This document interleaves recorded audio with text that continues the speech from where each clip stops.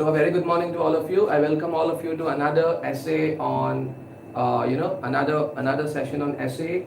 And in this particular session, we will be discussing. Okay, we will be discussing at length. Okay, we are going to talk about two essays at length. So let's begin the session. So the very first session is life is a long journey. Okay, the very first session is life is a long journey between human being. Life is a long journey between human being and being humane. Okay, life is a long journey between human being and being humane. So being humane, we all know the meaning of human being. Okay, we all know the meaning of human being, but what is the meaning of the word humane? That is HUMANE.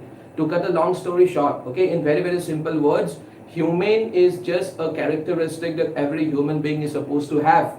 But unfortunately, the characteristic or the feature of being humane is not present, unfortunately, in all human beings. It's, it is very rare. But we should make an effort. Okay, we all should make an effort to be humane. Okay, and the meaning and the literal meaning of the word humane, HUMANE, is that when you, when you can empathize with people, when you understand people's problems, okay, when you have a soft corner, okay, when you are not rude, when you are kind to people, all these qualities, okay, all these qualities, when you are magnanimous, when you are generous, when you are not very rude to people, okay, when you are humble, so all these qualities make a person humane. Okay, it is a very rare. So this particular topic is that life is a long journey between human being and being human. So basically, what we have to write in this particular essay is that about the journey that we all should make an effort, although it will take time for sure, but we all should make an effort to move towards what? We all should make an effort to move towards being humane. Okay? So let's begin with a very famous quote. Okay, let's begin the essay with a very famous quote. I've already shared this with you in one of my previous sessions, that it always pays to begin an essay with a quote. Okay, it gives you a very good start. It is considered to be a very good start to an essay, to begin an essay with a famous quote. And let's begin this essay with one of the most important quotes given by none other than Mohandas Karamchand Gandhi. The greatness of humanity is not in being human, but in being humane. Okay, the greatness of humanity is not being, okay, the greatness of humanity is not being human. Okay, is not in being human, but in being humane. Okay, we all are human beings, but being a human being does not make you humane. Being does not make you humane. You need to develop these qualities. Okay, you need to develop these qualities. ঠিক আছে, আমি সকলো মানুহ, কিন্তু মানৱতা এটা quality, ওকে, মানৱতা কোৱালিটিটো আমি ডেভেলপ কৰিব লাগিব। ঠিক আছে? See, the indispensable quality of life is an existence that distinguishes living from being alive. Okay? As the way of life is different from having a life. The way of life includes the act of doing something. Okay? The way of life includes the act of doing something, an act that is done, felt, or thought in response to a condition. The gradual development of something, awareness of and responsiveness to one's surroundings, the recognition of what makes some existence different and why it is so. Okay, the understanding of specific types and aspects which discourage the continuation of balance and the understandability of being. Because of this, the course and future of organisms that have a life are determined by their style of living. Okay? The way of life. So the way of life includes the process of doing something which is done or felt and thought in response to a condition. Forming an idea of the extent of something experienced, gradual development of something, awareness of and responsiveness to one's surroundings, recognizing what makes some existence different and why it is so. Okay? So a member of the Homo sapiens species is referred to as a human being because they have higher standards of psychological development. ঠিক আছে, আমাক human beings কোৱা হয় because we have higher standards of psychological development, unlike the animals. সেইকাৰণে আমি despite the fact that animals also have life, we do not call them human beings. Okay, human beings. And we all know about the various stages. Okay, Homo habilis, Homo erectus, and then came human beings. We are human beings, or humans themselves have undergone various stages of development until they finally became human beings. So we need to show certain qualities which would make us different from the others. Okay, we need to have certain qualities, certain positive qualities that will make us stand apart, that will make us stand out. Okay. So humans, they're only considered to be human when they are willing to respect the existence of others. Nowadays there is a lack of this. See, we are human beings, we are not animals. So it is because we are human beings, we are supposed to be more understanding of others. We are supposed to be, by the very definition of human beings, we are supposed to be more understanding of the situation of others. Okay, but right now we have developed this mentality. If not all of us, then most of us have developed this mentality as if we own this planet. As if we own this planet. This will become even more clear if you read the book Sapiens by Yuval Noah Harari. In that particular book, which has been authored by, it is one of the most important books of the 21st century, Sapiens by Yuval Noah Harari. In that particular book, various forms of life. Human beings, the only thing they have done, the only thing they have done from the moment they have arrived on this planet is destruction. Okay, they have done some, they have done some works of development also. I am not denying that. Okay, I am not denying that. But if you compare those works of development with the activities of destruction, then the activities of destruction would far outweigh the activities of development. Okay, that is something which has been highlighted by Yuval Noah Harari in this particular book, Sapiens. Very, very important book. So we are human beings. Okay, by the very definition, we should have been more understanding of the situation of animals. We should not have killed so many animals. Okay, in that particular book, Yuval Noah Harari also talks about an incident in Australia, how a species, an entire species was made to go extinct by human beings just because human beings wanted to occupy the island of Australia.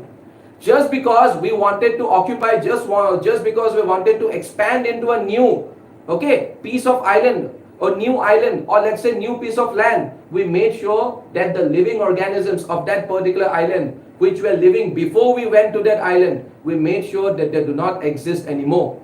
Okay, so some of our activities, some of our actions have resulted in the wiping out of so many species. That should not have been the case. Because God has made us what? God has made us different from animals. Okay, He has given us brains, so we need to make better use of that brain. Okay, we have been given higher standards of understanding. Animals cannot understand like us. Animals cannot decipher a situation. Animals cannot analyze. They have not been given analytical skills. We have been given analytical skills, but are we making good use of those skills? Are we making use of those skills, but are we using those skills for the development, for the welfare of the, for the welfare of the various living beings? No, we are not doing that. Okay, on the contrary, we are using those skills for what? For giving out the message. Okay, for giving out the message that we are the supreme beings. That we are the supreme beings, we are the rulers of this planet. Whereas nowhere it has been mentioned that this planet belongs only to us. This planet belongs to every living being. And if you go by what Lord Mahavira has said, okay, he even considers that certain non-living entities like rocks and stones, even those have a life. Okay, so if we go by what he has said, then not just living beings but also non-living entities like rocks and stones, they have a claim to this world. So how can we claim complete ownership of this planet? How can we human beings claim complete ownership of this planet? Okay, we cannot do that. And we should have been the first to take the first step. Okay, we cannot blame the other species because the other species are not as, they are not as intelligent as human beings. So being the more intelligent species, we should have taken the first step. We should have taken steps towards progression. But what we have done is, we have taken many steps towards regression. We are going back. Okay, and even within human beings, there is no unity whatsoever. Okay, forget about the kind of relationship we should have shared with other species. Okay, even within human beings, we have no unity. We fight in the name of religion, we fight in the name of caste, we fight in the name of so many different things. There is absolutely no unity among us. Okay, so see, these undertakings call for people to be at their best in order to acquire these traits. These changes in relation to human growth take a very long time. God made people in His image with the intent that they would each have their own distinct autonomy and professional distinction. The goal was to serve as a carrier of God's image who could maintain the cosmos and tend to the potential that had been created all around them. Okay, we are all expected to work together as a single human family to make this creation the best it can be. But we frequently blame our inability to fulfill our intended goals on our self-discovery agendas. We lose touch with our true selves when we give our image to idols like monetary gains, dominance, sex, success, comfort, and happiness. You see? See, being kind, empathetic, and well-intentioned from birth is a quality that is uncommon among people, something which should have been very, very common, because the very definition requires us to be sympathetic, requires us to be kind and understanding of the problems of others. But it has now become an uncommon trait among people. Okay, that is the sad state of affairs. That is how things stand today. Okay, a virtue is to be kind. See, since the world is quite dynamic and is characterized by frequent irrelevant and uneven changes, cultivating any virtue typically requires a lifetime of effort. Despite the fact that they are not always awful humans, the conditions of such a world push people to make mistakes. As a matter of fact, being human requires exhibiting the nobler traits of humanity, such as warmth as well as affection. Okay? So is being human the same as being humane? Now let's try to understand the difference between being human and being humane. Okay? A human can be anthropoid and still far. Okay? He can be anthropoid and still fall far short of being a human being. We believe that the good attributes of mankind are reflected on the human side. But what we actually experience more is what it means to be human. Okay? All people experience the state of being human, since it is part of who we are as people. Human nature cannot become equal to or analogous to humanitarian understanding and values without communal enlightenment. Being human is not a big leap from human nature. It is a path of prudent actions which must be numerous and chosen with judgment as time passes. This path of reasonable steps begins by acknowledging the act of doing something, which refers to our activities.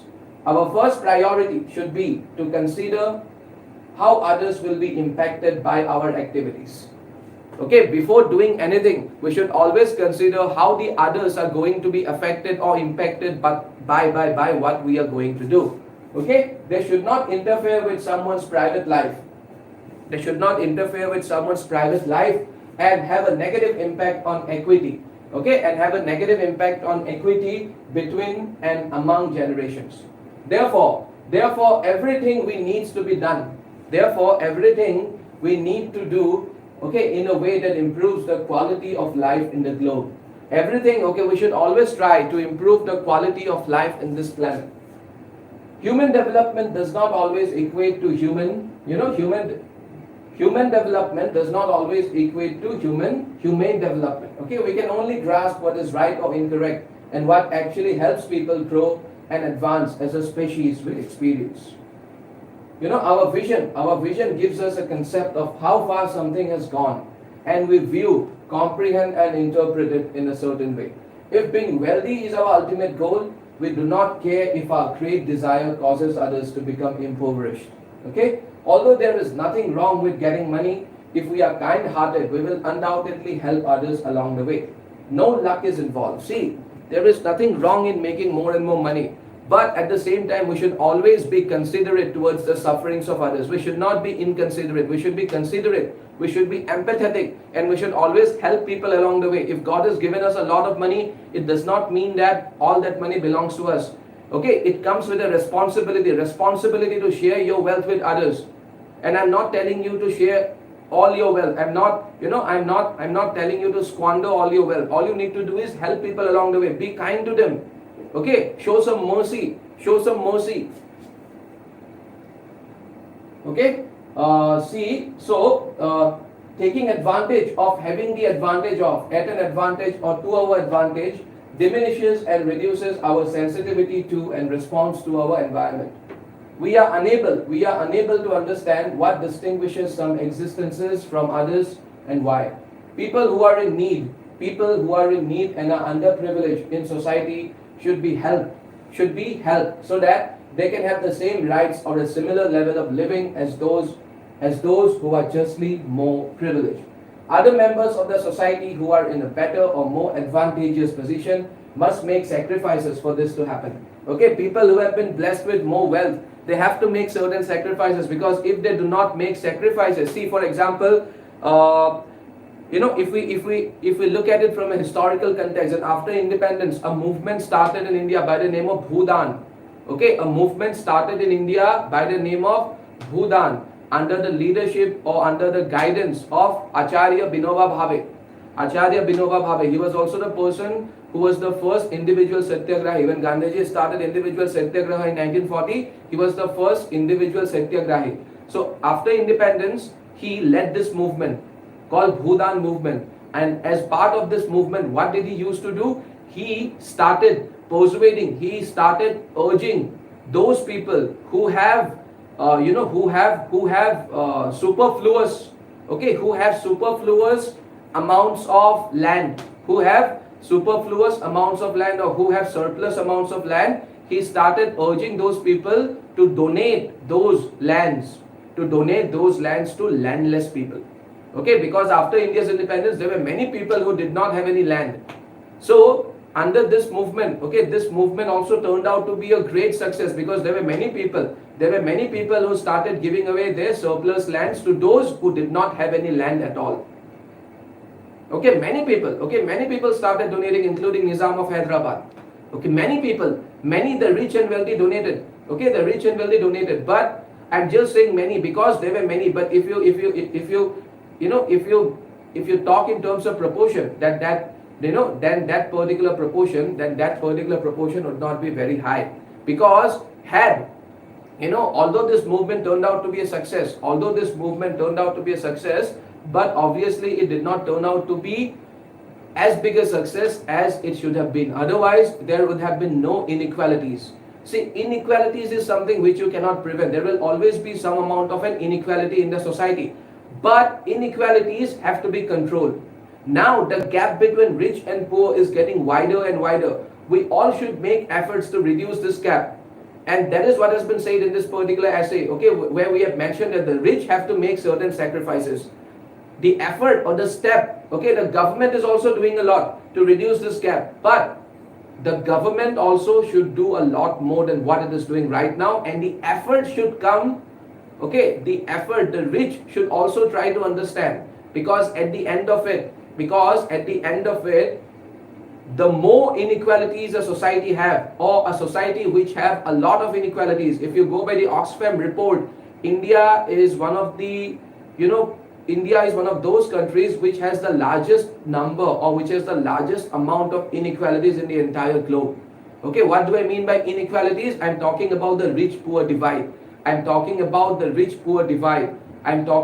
segregation. I'm talking about the social stratification of a society based on wealth. That is very wrong, and that will eventually haunt India in the long run. That has already started haunting India. As we all know, poverty is the root cause of all crimes. Okay, in Assamese there is a famous saying, "Obhave sobhav nosto kore." Okay, as we all know, okay, we have got scientific evidences to prove that poverty, okay, howsoever we may tend to deny, howsoever the rich may tend to deny, but it's a fact that poverty is the root cause of many crimes. So the moment you work on narrowing this gap between rich and poor, you will automatically prevent many crimes from happening. Automatically. Okay, poverty and a lot of crimes, they have a direct relation. They have a direct correlation. Okay. Other members of the society who are in a better or more advantageous position must make sacrifices for this to happen. A compassionate individual views sacrifices as necessary to establish peace. See, peace in the community rather than as something worth giving up. It takes maturity, experience, and knowledge to be receptive. It takes maturity. Okay, the people who should make an effort to reduce this gap, the people who should be making sacrifices, Before making sacrifices, only those can make sacrifices who are mature enough, who understand what is going on in this world, who are educated, and who are receptive. Okay?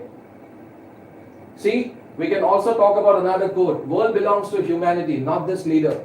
Okay, not this leader, that leader, or that king, or prince, or religious leader. World belongs to humanity. Okay? It has been said by, it is a quote which has been attributed to Dalai Lama.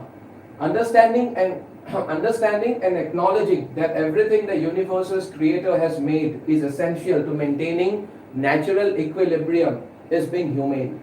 This natural balance is strengthened by a kind and sympathetic approach. Every living thing has positive value which we respect. Every living thing has positive value which we respect. It takes time. It takes time to firmly establish the three dimensions. It takes time to firmly establish the three dimensions of being humane, which define care for, concern for, and regard for the deserving. Okay, as part of the journey of a meaningful existence. Life is a long journey, okay, during which we encounter the world around us and comprehend its complexity, learn from our errors, become better people than we were, advance in real life, cherish other people's lives, and have a high regard for moral decency. This is how a person experiences becoming humane, the state of being human, which begins at birth and lasts throughout life. Changes as this manner of living develops, and as this development progresses, this state is accompanied by the quality of being humane. Am I right? So let's now discuss the next essay, which is also very interesting. Democracy cannot succeed unless those who express their choices are prepared to choose wisely. See, we all know the meaning of a democracy. Okay? We all know the meaning of a democracy. India also is a democracy. But we will enjoy the fruits of democracy. We will only enjoy the fruits of democracy. Or we will enjoy the fruits of democracy only when the people are making informed choices. When people are making informed choices, while voting. See, democracy will only be fruitful if we elect good leaders. If we end up electing bad leaders cannot make a country, okay, bad leaders cannot make a country successful, or bad leaders cannot take a country towards development. That's a fact. So while casting our votes, we should make informed decisions. Only then, okay, because in a democracy what happens? India follows, as we all know, representative democracy. That is, we elect our representatives. Okay, see, there are two kinds of democracy. One is direct democracy and the other is representative democracy. Direct democracy is that political setup where all the people of a country, they take the decisions, okay, they take all the decisions pertaining to how to run a country. But India has such a huge population, so India cannot follow direct democracy. So India follows what? India follows representative democracy. I mean, many other countries like USA also follow the same, okay, representative democracy, under which we do what? We elect our representatives. So the representatives are doing things on the behalf of the people. So while electing those representatives, we should be very careful. Okay, we should take into consideration certain things before casting our votes, because once they get elected, and after getting elected, if they are not doing enough for the greater good of this country, then all our efforts, this right, this huge right, this meaningful, this powerful right, that is universal adult franchisee that we have been given, okay, that right will go down the drain. That right will go waste. So we should be very, very, very, very careful. Only then a democracy can be a success. Otherwise, there would not be any difference between a democracy and a monarchy, or let's say an autocracy. Okay? See, democracy is a kind of governance that is run by, for, and by the people. Its legitimacy is undeniable because it was chosen by the people. Aristotle applauded it for providing the underprivileged voice and standing up for interests rather than those of the wealthy. Okay, Aristotle Aristotle once he spoke in favor of democracy because democracy is a political setup which gives the right to the underprivileged. Okay, which gives the right to the underprivileged. Because in a monarchy, in other political setups like monarchy or dictatorship, the common people or the oppressed or the common people do not do not voice. They do not have a voice.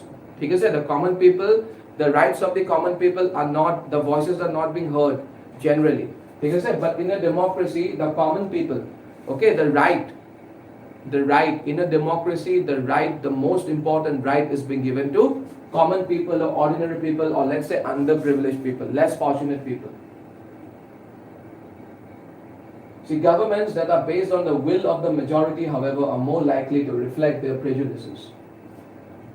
See, democracy was described by Abraham Lincoln as government of the people, by the people, and for the people. This is a very famous quote. Okay, government for the people, by the people, and of the people.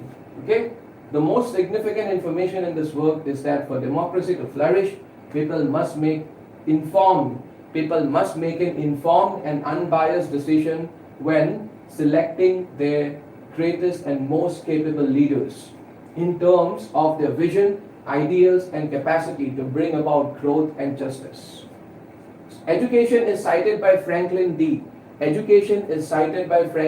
Roosevelt as the fundamental defense of democracy in his quote, "Democracy cannot succeed unless those who express their choice are prepared to choose wisely." So the topic of the essay is actually a quote given by Franklin D. Roosevelt. He's a very famous personality. So he said that democracy cannot succeed unless those who express their choice are prepared to choose wisely. Okay, this is crucial because it guarantees that people choose the best and brightest leaders in terms of vision, values, and the capacity to advance justice and development after making an informed and unbiased decision.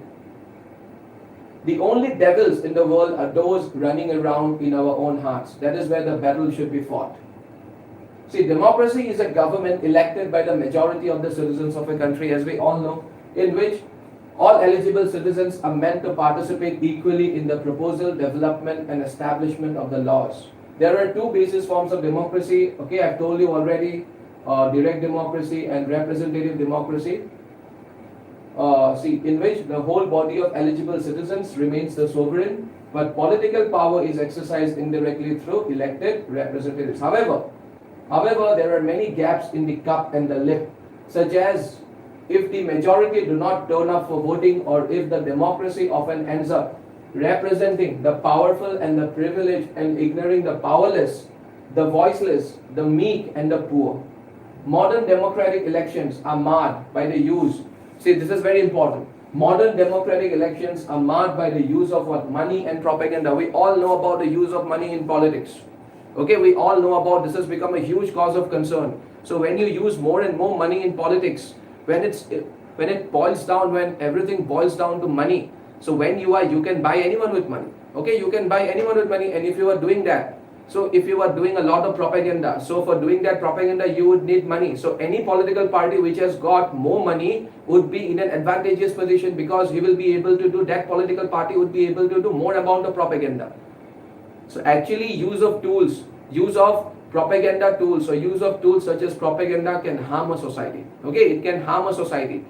People, when they cast their votes in favor of any political party or in favor of any politician, they should always consider a few facts. They should always cast their votes based on what? Developmental issues, not based on something which will not bring any benefits for them in the long run. They should always judge whether a political party is good or bad based on whether that political party is talking about developmental issues or that political party is talking about divisive issues, like for example caste and religion.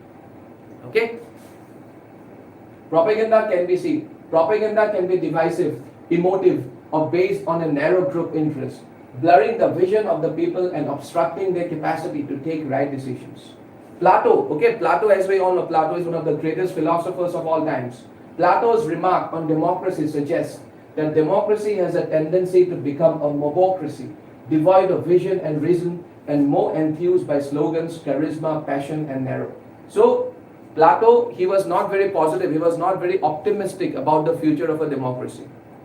And unfortunately, his fears, okay, we often see his fears coming true. Whenever we get to see all these things. All those things are happening in the 21st century. People need to have lots of information and sufficient education to choose wisely the democratic governments, which can bring prosperity, justice, and happiness. See, I will give you a very small example. Okay, let's talk about the state elections, or let's talk about the MP elections or the general elections. So, when the general elections or the MP elections take place, we should be more concerned about our own MP rather than being concerned about the prime ministerial candidate, because we all know MP elections give us the prime minister also, okay, or the Lok Sabha elections or the general elections. So rather than focusing on or rather than deciding whom to vote based on who is going to become the next prime minister, we should do our homework about our local MP, because the local MP, not the prime minister, is representing you. It is your local MP, it is your MP who is representing your interests. So, before electing someone as your MP, you should have sufficient knowledge about that person. You should do enough background check. You should look into certain things. Okay, you should look into certain things. For example, you should know how much amount of good work has been done by that MP. What is it doing? Okay, or does he have a criminal record? So if you do not know anything about your MP and you just got swayed, okay, you just voted just because you liked the person, okay, or you had a liking for the person who was going to become the next prime minister, but you do not even know about who is going to be your MP. Okay, that is a very, very dangerous situation you will put yourself into. And mistakenly, if you ended up voting in favor of a person, let's say your MP and the prime minister, they belong to the same political party, and just because you had full faith in the prime minister or the person who was going to become the prime minister, the prime ministerial candidate, you had full faith in him, so you voted in favor of that party, and you did not even consider gathering information about your local MP. And God forbid, if the local MP turns out to be a person who has got a criminal record, what will you do? The damage has been done already. You cannot undo your decision. And that particular MP, one who has a criminal record, a person who has such a record, he cannot think of development. He cannot talk about progressive things. So that is a very dangerous situation, which is why we should all make informed decisions. Okay? Abraham Lincoln issued a cautionary tale on the dangers of people electing the wrong governments. He made the case, dangers of people electing the wrong governments. He made the case that voters should cast their ballots in favor of their shared national aspirations, general welfare, socio-economic advancement, peace and happiness, rather than their specific interest or to maintain their unfair advantages and supremacy. According to Woodrow Wilson, the special interests have taken control of the government, which was created for the benefit of the people. This has elevated forms of democracy above an invincible empire. The most significant information in this work is that voters for democratic governments are susceptible to being deceived for a variety of reasons, including a lack of knowledge. Okay, voters are being deceived. Voters tend to get deceived because due to a lot of reasons, including lack of knowledge, lack of information, economic uncertainty, propaganda, advertising, and monetary motives. Okay, individual voters have no choice but to be persuaded by the political parties' manipulation of popular psychology through the overuse of media, money, slogans, and false promises. Okay, most of the promises are being made just to persuade the people, just to make the people vote in favor of them. The moment they are being elected, they go back on their word. That has been the case all the while. And that is something which is applicable to all countries. Okay, applicable to all countries. Most of the governments do this, or most of the political parties do this while campaigning. While campaigning, they make tall promises. Some of the promises are so tall that after getting elected, they cannot deliver on those promises. Okay, that's a very dangerous trend. But the damage has been done based on those promises, based on the promises you made. The people voted in favor of you. Had you not made those promises, they would have reconsidered. They would have considered some other political party. But just for the sake of certain votes, you have what? You have deceived them. You have deceived them. Okay, that's an act of what? That's an act of deceit. That's an act of deceit. And often the governments also use, often the political parties also use media. Okay, they also use media to influence the minds of the prospective voters. As we all know, media, it has got a great outreach. So they actually make use of that outreach. They capitalize, they cash in on that outreach. They buy the media houses. Okay, we have had instances of political parties buying media houses. Okay, often these things do not happen in a transparent manner, but there have been accusations, there have been allegations of political parties funding media houses. So if they are funding media houses have to forward the agenda of those political parties by persuading people to vote in favor of those political parties. Now all that will end up doing harm to this country. Those political parties will come to power, but they will not do enough for the people who have voted for them. Okay. One of the most effective tools in contemporary politics is propaganda. One of the most effective tools in contemporary politics is propaganda. In order to sway public opinion, it is mostly carried out through extensive advertising. Hitler also carried out a lot of propaganda. And Hitler flourished on the propaganda of what? Anti-Semitism. Okay, his party, okay, the Nazis flourished on this anti-Semitism. Okay, anti-Semitism means what? Anti-Jewish sentiments. They flourished on anti-Jewish sentiments. Okay, they also carried out another very false propaganda. That is what? We are superior race, or Aryans are a superior race. Okay, that was another propaganda which was used by Hitler to justify why he should rule over the other inferior races. But now we know that Aryan, the word Aryan does not denote a race at all. The word Aryan, today we have had scientific evidences which suggest that the word Aryan actually what it meant a particular linguistic group. What it referred to was a group of people speaking a common language. We call those people as Aryans. Aryan was not a race altogether, but Hitler termed it as a race just to justify, and he said that I was also an Aryan, and being an Aryan, I am a superior race. So all these were propagandas used by Hitler to justify his wrongdoings or to justify his atrocities. Okay? So, advertising campaigns, electioneering with implausible promises, and the announcement of populist but unsustainable welfare plans, as well as by giving away cash and other items like televisions, microwaves, bicycles and laptops. What are you doing by giving away all these things? You are trying to buy the voters.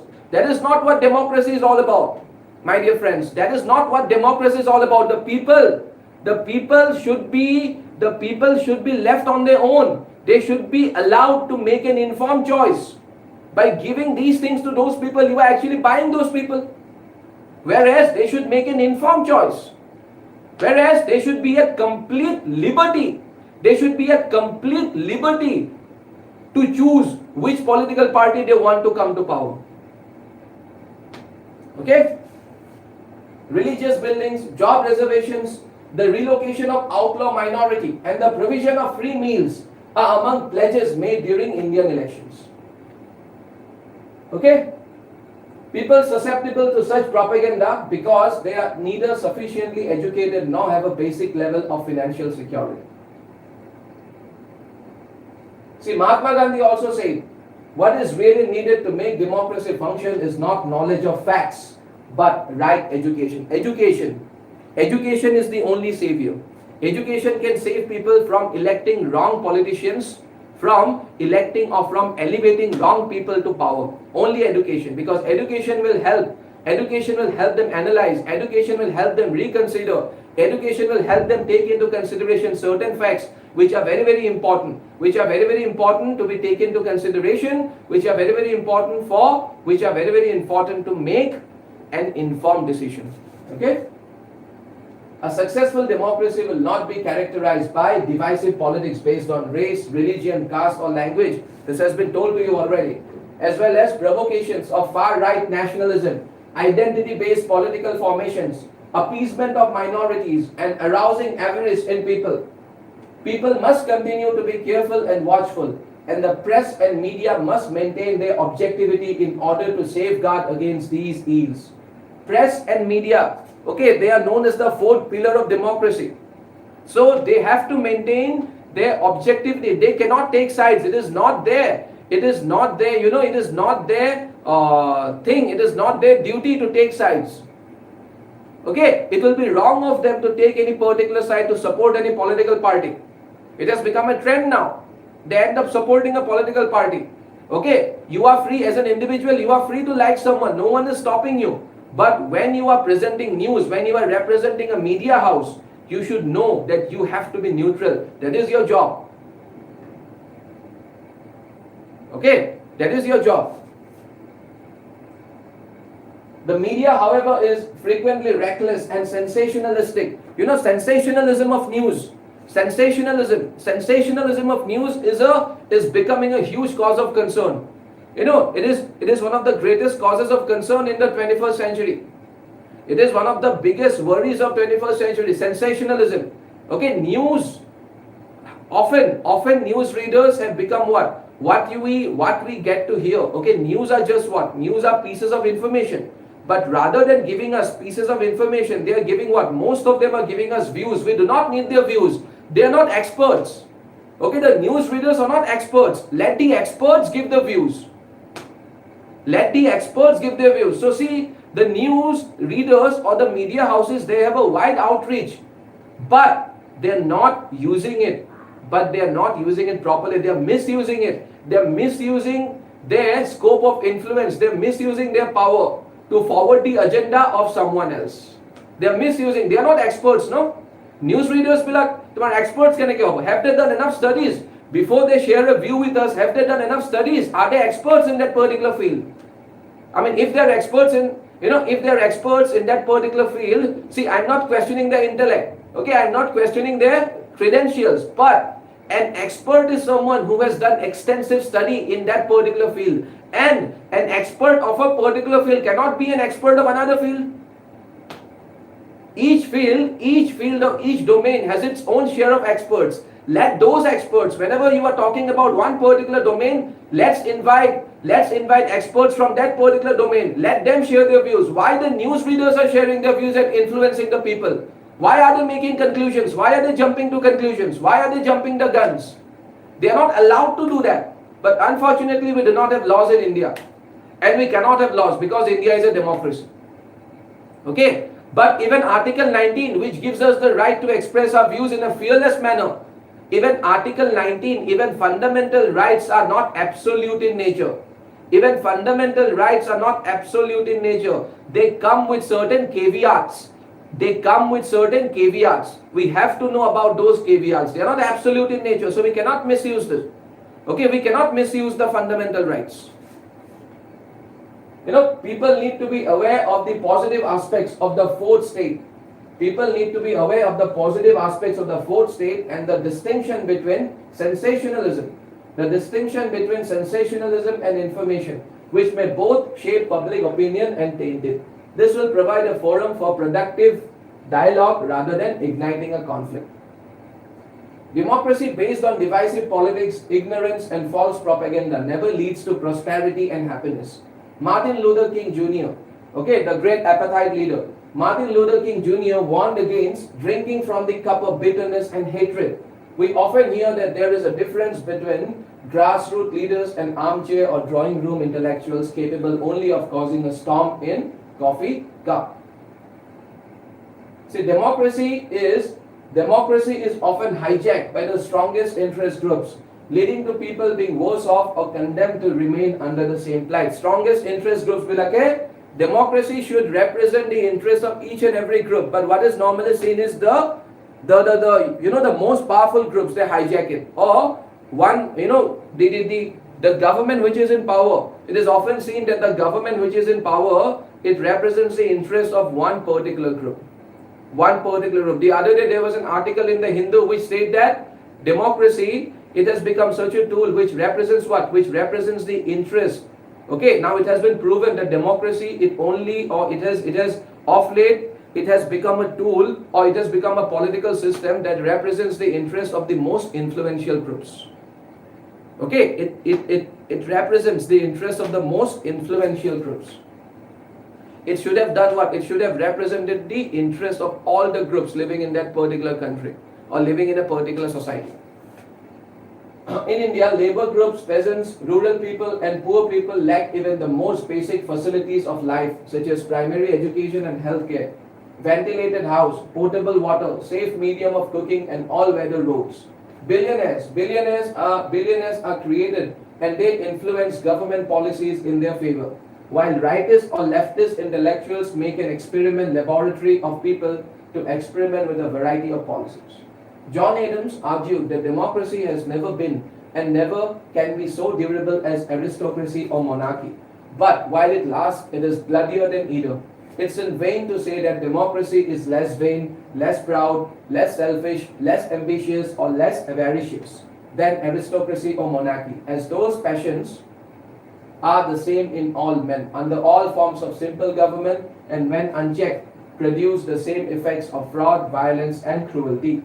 The best guarantee against the failures of democracy, even the best guarantee is how can we stop? How can we stop? How can we prevent democracy from turning into a failure? How can we prevent democracy from turning into a failure? By being vigilant, by being educated and economically self-reliant. People must elect their leaders wisely and develop a value system and culture that only the truly talented and honest people are placed in the places of leadership. Education is important. Education is important for taking a wise decision, and it is the business of the state to effect and on a general plan. Democracy must be built through open societies that share information, and when there is no sharing of power, no rule of law, no accountability, there is abuse, corruption, subjugation and indignation. Okay, at last we will conclude by this line, that is, education is the greatest healer of democracy and people's participation the greatest savior. So more and more people should come out and cast their votes. But while casting their votes, they should make an informed decision. That is where the role of education, that is where education comes into the picture. Okay? So along with this, I'd also like to talk about certain new initiatives which have been started by CSAP. CSAP has come up with short and dedicated sessions on essays as well as on ethics. As we all know, essay and ethics now have become separate papers, and these two papers are going to be decision makers. These two papers are going to be very, very crucial. Okay, these two papers are going to be very, very crucial, and these two papers are going to be the deciding factor. So please, you cannot take these two papers in a casual and in a light manner. So please focus on these two papers. It is for this reason that we have come up with these short videos. These are very short videos. These are going to be very short videos. We have already started this initiative from the 20th of this month, and these videos will last from about 10 to 15 minutes. And in these videos, we will try to give you guys, we will try to help you as much as possible. We will try to share some of the greatest insights. Okay, we will try to, for example, if we talk about ethics, we will try to help you identify the dilemmas, how to solve those dilemmas. As we all know, solving dilemma is a very important part of the ethics paper. So all those things will be dealt with in a very, very expert manner, in a very, very comprehensive way. So along with these, okay, along with the essay sessions and along with the ethics sessions, okay, along with the ethics and essay sessions, we are also going to conduct full-length tests. And the speciality of this full-length test will be that this full-length test will be conducted exactly in the same time schedule of the upcoming APSC mains. It will be conducted exactly at par with the time schedule of the upcoming APSC mains. That is going to be the speciality of this particular examination. Okay, of this particular full-length test. So, we are going to conduct the full-length test on 17th, 18th and 19th of June. Okay, 17th, 18th and 19th of June. On 17th, we have got paper 1, essay, paper 2, general studies, the essay paper. So these are the timings 9 to 12 and 1:30 to 4:30. These are the same timings which are seen in APSC mains. Okay, these are the same timings which APSC follows while conducting the mains examination. And all you have to do, in order to avail, and if you are interested to write this test, and be sure this full length test will surely help you crack the upcoming mains examination, and it will take you towards your journey. Okay, it will take you further towards your journey of becoming a civil service officer. So all you have to do is, you can, there are various ways to contact us. You can visit our website csap.co.in, or you can scan the QR code. Okay, you can scan this QR code, or you can also call us at 91275-15541. Okay, I will repeat the phone number, 91275-15541. Okay, on that note, I'm ending my today's session. Thank you so much. See you all again very soon.